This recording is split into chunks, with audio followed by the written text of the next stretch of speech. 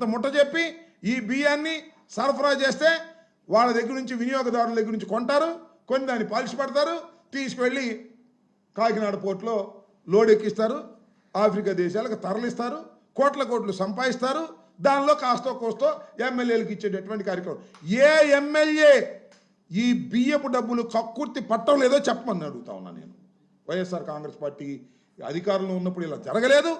ఈ పార్టీ అధికారంలోకి వచ్చిన తర్వాత తెలుగుదేశానికి సంబంధించినటువంటి ఏ ఎమ్మెల్యే ఈ గడ్డి కరవటం లేదో చెప్పమంటున్నా. ప్రతి ఎమ్మెల్యేకి మట్టి ఇసుక ఉంటే వాళ్ళ నియోజకవర్గం తీసుకుంటే మట్టి ఇసుక ఉద్యోగాల ట్రాన్స్ఫర్లు, ఈ బియ్యం అమ్ముకునే కార్యక్రమం దగ్గర నుంచి ఆ మాఫియా దగ్గర నుంచి డబ్బులు తీసుకోవటం, వీళ్ళు స్మగ్లర్స్. పాపం ఇలాంటి 922,600 మంది నిరుద్యోగులు, ఎస్సీలు, బీసీలు వాళ్ళ మీద పది ఏడ్చేటటువంటి కార్యక్రమం చేస్తున్నావు చంద్రబాబు. వాళ్ళ ఉసురుని కొతుతుందని కూడా మనవి చేస్తున్నాం. అర్ధంతరంగా పీకేయకూడదు, వాళ్ళకు టైం ఇవ్వు. లేదా 72 మాసాలు అయిపోయిన తర్వాత టేక్ డెసిషన్. వాళ్ళు అలో లక్షణాన్ని రోడ్డు మీద పడ్డ సందర్భాన్ని గుర్తు చేసుకోమని కూడా ఈ సందర్భంగా చెప్తా ఉన్నా. అంతేకాదు, నేను తెలియగలుగుతానండి, జనసేన ఆయన ఉన్నాడు కదా, ఎవరైనా మనోహర్ గారు, ఒకసారి ఎంక్వైరీ అని చెప్తా మనోహర్ గారి సంగతి.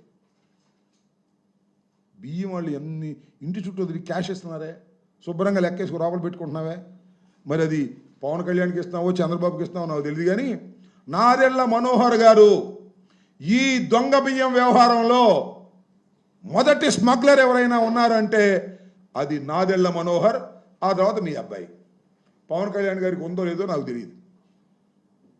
ఇలాంటి దౌర్భాగ్యమైనటువంటి పరిపాలన చేస్తూ చివరికి ఈ మొబైల్ డిస్పెన్సింగ్ వెహికల్స్ యూనిట్స్ ఉన్నటువంటి అమాయకుల మీద నువ్వు పడేటువంటి కార్యక్రమం చేస్తున్నావు. ఇప్పటికైనా కాస్త ఆలోచన చేసుకో చంద్రబాబు నాయుడు గారు, ఇది సరైనటువంటి విధానం కాదు. మీరు తక్షణమే దీని మీద ఆలోచన చేయాల్సిన అవసరం, చేసే పరిస్థితి ఏమీ లేదులే నీకు. ఎందుకంటే లైన్లో పడ్డావు. ఇంకా మీ అబ్బాయి సూట్ కేసులు సర్దుకోవటం, మా మీద కేసులు పెట్టడం, ఆ మనోహర్ ఏమో కోట్లు తీసుకోవటం, లైన్లో పడ్డారు, సూట్ కేసులు సర్దుకునే కార్యక్రమం ఉన్నారు తప్ప ప్రజల గురించి ఆలోచించే పరిస్థితిలో మీరు లేరు. రైతుల గురించి అసలు నాకు తెలియకూడతాను. రైతుల పరిస్థితి ఏంటండి? ఏ రైతు బాగున్నాడు చెప్పండి? పత్తి రైతా, మిర్చి రైతా, వడ్డ రైతా, టొబాకో రైతా? ఏ రైతు, ఒక్క రైతు బ్రహ్మాండంగా ఉన్నానని చెప్పమనండి. రైతుల్ని గాలికి వదిలేశావు, యువకుల్ని గాలికి వదిలేశావు, వ్యాపారస్తుల్ని గాలికి వదిలేశావు, ఇండస్ట్రీస్ని గాలికి వదిలేశావు, చివరికి నిన్ను నమ్ముకొని భూములు ఇచ్చినటువంటి అమరావతి రైతుల్ని గాలికి వదిలేశావు. అంత దుర్మార్గమైన పరిపాలన చేస్తూ ఇవాళ ఊరిని పబ్లిసిటీ స్టంట్ కోసం వెళ్తాడండి 1వ తారీఖున. ఇక చూడు, అక్కడ పిట్టల దొరలాగా చెబుతుంటాడు, నా అంత గొప్పోడు లేదు, నేను అది చేశాను ఇది చేశాను, బడులు తెలంగాణ వాళ్ళకి ఇస్తాను వీళ్ళకి ఇస్తాను. జగన్మోహన్ రెడ్డి గారి మీద దుమ్మేసిపోసే కార్యక్రమం, ఈ పిట్టల దొర వేషాలు వేసేటటువంటి కార్యక్రమం చేస్తున్నాడు. చేసింది మాత్రం 12 మాసాల్లో ఒక్కటి కూడా లేదు. ఇది దుర్మార్గమైనటువంటి ప్రభుత్వం అని కూడా మనవి చేస్తున్నా. అదేమంటే నా దగ్గర అన్ని ఆధారాలు ఉన్నాయి, సీసీ కెమెరాలు ఉన్నాయి, డ్రోన్లు ఉన్నాయి. ఏమున్నాయా సీసీ కెమెరా, డ్రోన్లు? పోలీస్ స్టేషన్లో డ్రోన్లు సీసీ కెమెరాలు ఉన్నాయా? కోర్టు వారు అడిగారు, మీ సీసీ కెమెరాలో ఫుటేజ్ ఇవ్వమని. ఇంతవరకు లేదు. పోలీస్ స్టేషన్లో ఎరగొట్టి పారేస్తున్నారు. పోలీస్ స్టేషన్ తీసుకెళ్ళి ఎరగొట్టం కాదు, రోడ్డు మీద పడేసి ఎరగొట్టేస్తున్నారు. మనం చూసాంగా, ఏది తెనాలిలో, ఐతానగర్లో.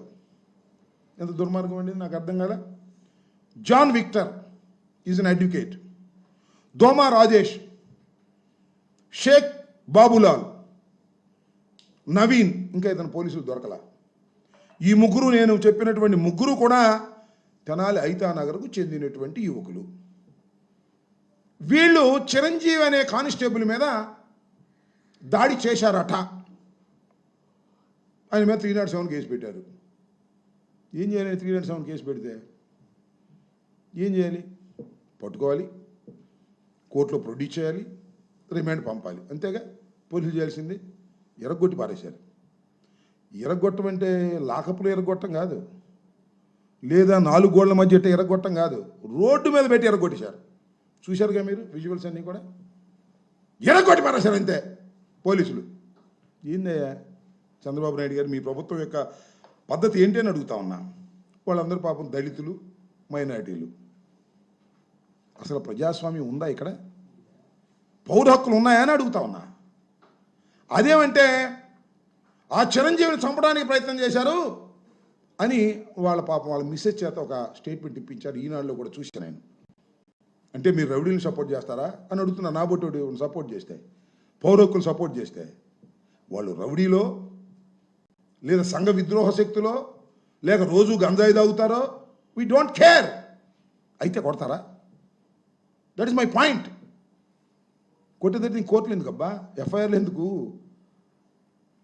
రిమాండ్ రిపోర్ట్లు ఎందుకు? కోర్టులో ప్రొడ్యూస్ చేయడం ఎందుకు? ఆ గంజాయి తాగినోడినో, రౌడీ షీటర్నో, లేకపోతే హత్య చేసినోడినో తీసుకొచ్చి ఎరగొట్టి పారండి పోలీస్ స్టేషన్లో. ఇంకెందుకు గొడవ? కోర్టులో ఏమవుద్ది? అనవసరం మాకు. ఇంకా అదేగా మీ ఉద్దేశం. మీరు ఒకసారి చూసినట్లయితే ఫ్యాక్షన్ విలేజెస్ చూడండి ఒకసారి. ఎప్పుడైనా మర్డర్ చేశాడంటే ఆడికి ఒక రీజన్ చెప్తాడు. వాడు మా నాన్న చంపాడని, అందుకని చంపానని. ఇంకెందుకు విచారణ? వాళ్ళ నాన్న చంపాడు, చంపాడు, అయిపోయింది. ఇంకా అరాచకం. నేను అనేది ఏంటంటే ఇవాళ తెలుగుదేశం వాళ్ళు కానీ పోలీసు వారు కానీ డైరెక్ట్గా అంటలేదు, కానీ ఆ నలుగురు కూడా సంఘ విద్రోహ శక్తులు. వాళ్ళు రౌడీ షీటర్లు. రౌడీ షీటర్ తర్వాత పెట్టారు, అది వేరే విషయం. రౌడీ షీటర్లు అందుకని కొట్టాం అని ఇండైరెక్ట్గా నేను ఒకటే మనవి చేస్తున్నా. ఇది ఒక చట్టబద్ధమైన సమాజం, ప్రజాస్వామ్యంతో కూడుకున్న సమాజం. న్యాయస్థానాలు ఉన్నాయి, చట్టాలు ఉన్నాయి. చట్టాల ప్రకారమే పోలీసులు వ్యవహరించాలి తప్ప beyond they duties they should not act.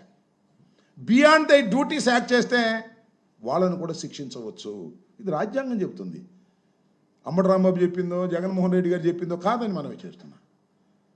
వాళ్ళు రౌడీలు కావచ్చు. నేను ఇంకోటి కూడా చెప్తున్నా, మీరు పోలీసులను నడి రోడ్డు మీద కొట్టారే, అంతకన్నా శిక్ష అనుభవించేటటువంటి నేరం వాళ్ళు చేయొచ్చు ఒకవేళ చేస్తే.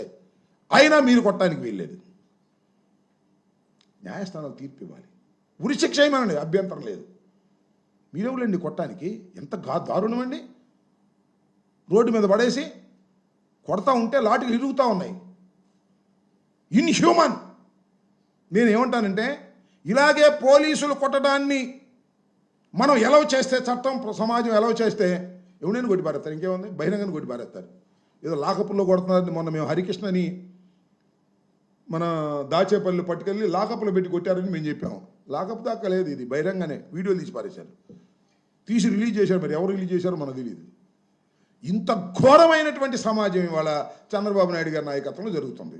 ఆయన అంటాడు మళ్ళా, ఇందాక చెప్పాక మీకు, నాది డేగకన్ను, ఎవరు తప్పించుకోలేరు. మరి డేక్కన్ ఏమైంది? ఇక్కడ పోలీసులు కొడుతుంటే డేక్కన్ ఏమైంది? ఏమీ కాల.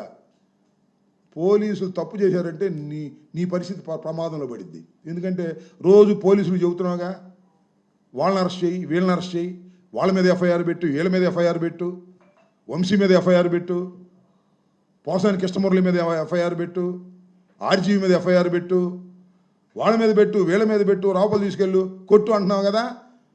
నువ్వు వీళ్ళ మీద డేక్కన్ను పెట్టావనుకో, నువ్వు కొట్టినవన్నీ వాళ్ళు చెబుతారని నీ భయం.